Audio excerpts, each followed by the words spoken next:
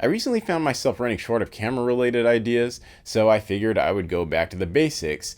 And of course, the most basic camera topic that exists is also the most loaded one, which is how to choose your first camera. Usually those who are brave enough to tackle this subject will go through lists of cameras at each price point, but I don't think that's basic enough. I believe this conversation should actually begin with whether or not you even need a new camera in the first place, and I'm going to do that by comparing smartphone cameras to interchangeable lens cameras.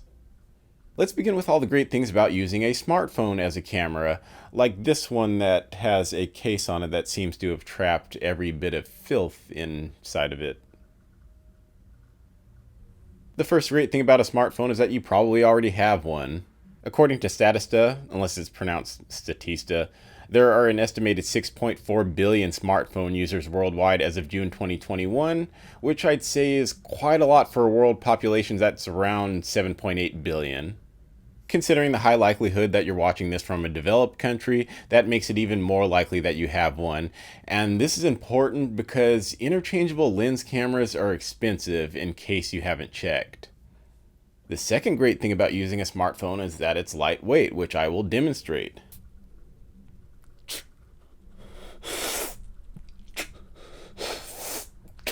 You're probably like, wait, how did he pick it up at the beginning of the video?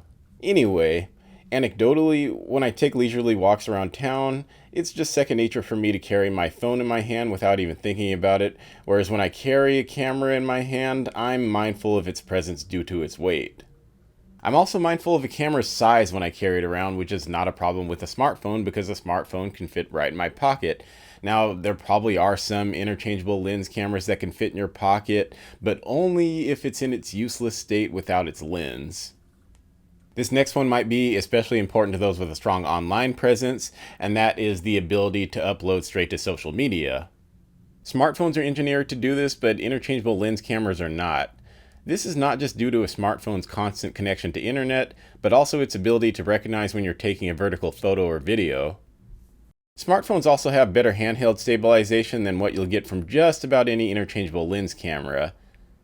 In general, cameras with smaller sensors are easier to stabilize, so that is the advantage to phones having a tiny little camera. Also, smartphone audio cuts wind noise better than just about any camera, even cameras with external microphones attached.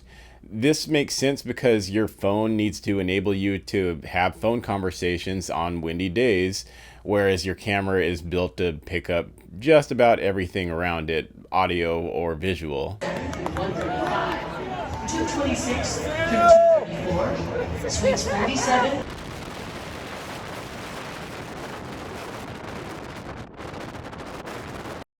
And last but definitely not least, the image quality on your smartphone is probably good enough. I'll go on a limb and assume most people can't tell the difference between a photo taken with a smartphone and a photo taken with a professional camera because the real difference maker is the person taking the photos. And on the video side, if you have a smartphone that came out within the last several years, it probably shoots in 4K, which is more than enough to be blown up to a full movie theater screen. Now let's talk about the advantages of interchangeable lens cameras. The first is that a dedicated camera uses its own battery and memory card, which means it won't use up your phone's storage and energy resources. And the size of batteries and memory cards used in cameras enables cameras to process a lot of data, which is the foundation for the next and probably the most important thing on this list. The image quality. I mean, this is the reason people fork over thousands of dollars, right? These cameras have large image sensors with great dynamic range that take advantage of the processing power mentioned in the previous item.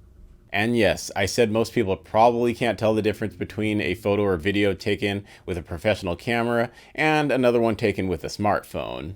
But trust me when I say in the right hands, a professional camera can do some magical things. Of course, by right hands, I'm at least in part referring to those who understand composition, and interchangeable lens cameras give you a lot of composition versatility. This of course gives you unlimited lens options, which gives you a much longer range with which you can zoom without losing image quality.